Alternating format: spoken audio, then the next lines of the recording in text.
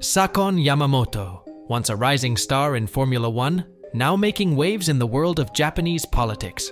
His journey from racing to representing people in the government is not something you hear every day. So how did a former F1 driver end up in the halls of Japan's House of Representatives?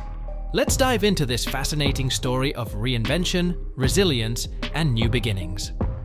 Sakon Yamamoto was born on July 9, 1982, in Toyohashi, Japan. From a very young age, Yamamoto showed a strong interest in speed and motorsports. His passion for racing started when he got involved in karting, a form of motorsport where drivers race small, open-wheel cars, often on tight tracks. Karting is where many professional racing drivers, including those in Formula One, get their start. It teaches important skills like precision, fast reactions, and a deep understanding of how to handle a race car. Yamamoto quickly developed these skills. As a child, he spent countless hours practicing on karting tracks, refining his abilities, and learning how to compete at a high level. By the time Yamamoto was a teenager, it was clear that he had a special talent for racing. He could handle a kart with ease and was often faster than his competitors. His natural ability, combined with a strong work ethic, set him on a path toward achieving his dream, becoming a Formula One driver. However, getting into Formula One is not easy. It is the highest and most prestigious level of motorsport, where only the best drivers in the world compete. Every young driver with big ambitions dreams of making it to F1, but the road is long and full of challenges. It requires not only immense skill, but also financial backing. Competing in motorsport is expensive, and drivers often need sponsors or financial support from family to help fund their careers. Additionally, success in racing requires strong connections with teams, managers, and other influential figures in the sport. Yamamoto knew that making it to Formula One would be difficult, but he was determined to try. His early years in karting were crucial for building his reputation as a skilled driver. As he competed in local karting championships in Japan, his performances started to get noticed. He won several races, and his consistent results began to attract attention from bigger teams and sponsors. These early successes opened doors for him, and he soon had the opportunity to compete in higher-level racing categories. After making a name for himself in Japan's karting scene, Sakon Yamamoto moved up to single-seater racing. Single-seater cars are more advanced and much faster than karts, and they resemble the kind of cars used in Formula One. This transition is a crucial step for any young driver dreaming of reaching the top levels of motorsport. Yamamoto took on this challenge with enthusiasm, knowing that his performance in these more competitive cars could help him get noticed by Formula One teams. Yamamoto started competing in some of the world's most important junior racing series. One of the first series he raced in was Formula Nippon, a Japanese racing championship known for its high-performance cars and tough competition. Success in Formula Nippon can be a great way for a driver to build their reputation and show they are capable of handling more powerful cars. Yamamoto also competed in the Formula 3 Euro Series, another essential step for drivers aspiring to reach Formula One. The Formula 3 cars are very fast, and the series is highly competitive, with talented drivers from all over the world. Competing in these junior racing categories helped Yamamoto develop his skills even further. He learned to handle cars with much more horsepower than karts, and he faced stiff competition from other drivers who were also trying to climb the ranks. Winning races in these series isn't just about speed, it's also about strategy, teamwork, and mental toughness, all qualities that Yamamoto had to master to continue his journey toward Formula One. In 2005, Yamamoto got his big break. He secured a role as a test driver for the Jordan Formula One team. For many young drivers, becoming a test driver is the first step toward earning a full-time spot in Formula One. Although test drivers don't compete in races, their job is crucial. They help the team develop the car by testing new parts, tires, and setups. This gives them valuable time behind the wheel of an actual F1 car, allowing them to learn how the car behaves at the highest speeds and under the most intense conditions. Being a test driver is also a way for young racers to get on the radar of Formula One teams. While they may not be racing on Sundays, test drivers are closely watched by team managers, engineers, and even sponsors. Yamamoto's performance as a test driver showed that he was ready for the next step. In July 2006, Sakon Yamamoto made his Formula One race debut at the German Grand Prix, driving for the Super Aguri team.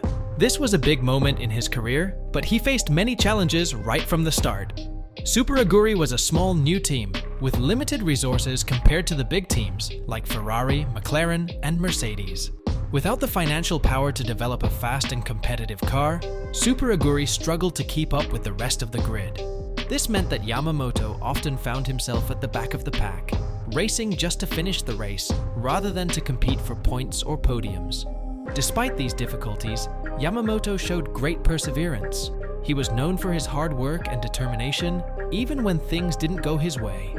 Formula One is one of the toughest sports in the world, and without a fast car, even the most skilled drivers can find it hard to make an impact.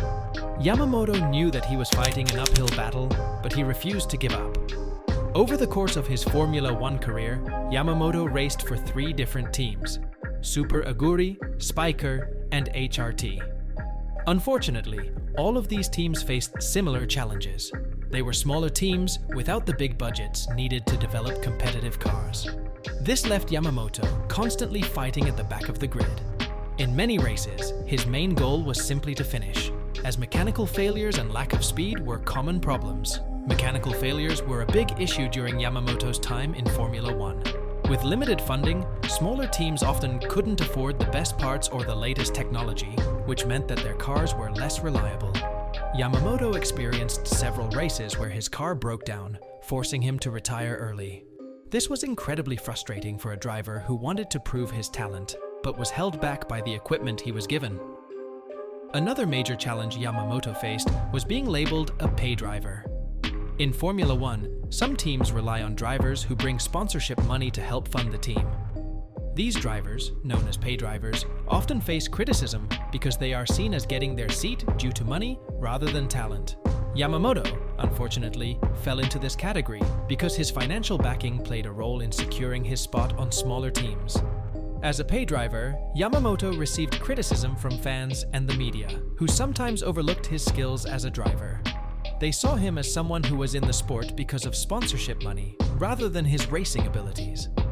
This wasn't entirely fair, as Yamamoto had worked hard to reach Formula One and had proven his talent in other racing categories.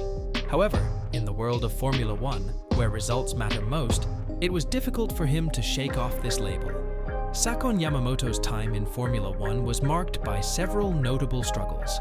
Despite his determination, he was never able to secure a permanent seat with a competitive team. His stints with Super Aguri, Spiker, and HRT were brief and largely unsuccessful in terms of race results. While Yamamoto's passion for racing was clear, his performance was often criticized. He failed to score any championship points in his F1 career, and his results were frequently compared to those of his teammates. This lack of success in terms of points and podiums left many questioning whether Yamamoto's place in Formula One was based more on his sponsorship deals than his racing talent. One of the key issues Yamamoto faced was the pressure to perform in subpar machinery. Teams like Super Aguri and HRT were not competitive, often finishing races well behind the leaders. For any driver, this is a frustrating situation, as it's nearly impossible to showcase talent when the car simply isn't fast enough to compete. Yamamoto also faced on-track incidents that further hampered his progress. Crashes and mechanical failures were common during his time in F1, leading to inconsistent performances and ultimately contributing to his downfall. His time with the HRT team in 2010 was particularly difficult, as the team struggled to even qualify for races. By the end of 2010, Yamamoto's Formula One career had come to an end.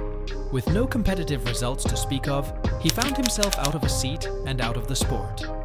Many saw his exit from F1 as inevitable, given the lack of success he experienced during his time in the series. After his departure from Formula One, Sakon Yamamoto didn't give up on motorsport altogether. Although he was no longer racing at the highest level, he continued to compete in other racing series. One of the main categories he raced in was Japan's Super GT series, which features high-performance sports cars. In this series, Yamamoto was able to find some success, although it didn't have the same global spotlight as Formula One. Racing in Super GT allowed him to keep his passion for motorsport alive, but it was clear that his days of chasing the Formula One dream were over. However, Yamamoto wasn't content with simply fading into the background. In a surprising move, he decided to take his career in a completely new direction, into politics. Yamamoto found a new passion in public service, and he began to focus on how he could help others through government work. This transition may seem unusual for someone who spent so much of their life in the fast-paced world of racing. But for Yamamoto, it was a natural step. He wanted to continue making a difference, even if it wasn't on the racetrack. In 2021, Yamamoto made his political debut when he ran for a seat in Japan's House of Representatives. To the surprise of many, he was successful in his campaign and won the seat. This marked the official start of his political career. His journey from motorsport to politics is not a common one, but it shows that Yamamoto has a desire to take on new challenges and use his influence to improve society. Yamamoto has spoken in interviews about what motivated him to switch to politics. For him, the values that drive a successful politician, such as a desire to help people, make a difference and improve society, are the same values that guided him during his time in motorsport. In racing, he was driven by a desire to improve his performance, push the limits of his abilities, and contribute to his team's success. In politics, he is motivated by a similar desire to improve the lives of the people he represents. Yamamoto's story is one of reinvention. Many athletes, after leaving their sport, struggle to find a new purpose. But Yamamoto found a way to channel his energy into a new career. His determination to keep moving forward, even after his Formula One career didn't turn out as he had hoped, is a lesson in resilience and adaptability. What do you think of Yamamoto's journey? Let us know in the comments. If you enjoyed this video, don't forget to give it a thumbs up, share it with your friends, and hit that subscribe button for more inspiring stories from the world of motorsport and beyond.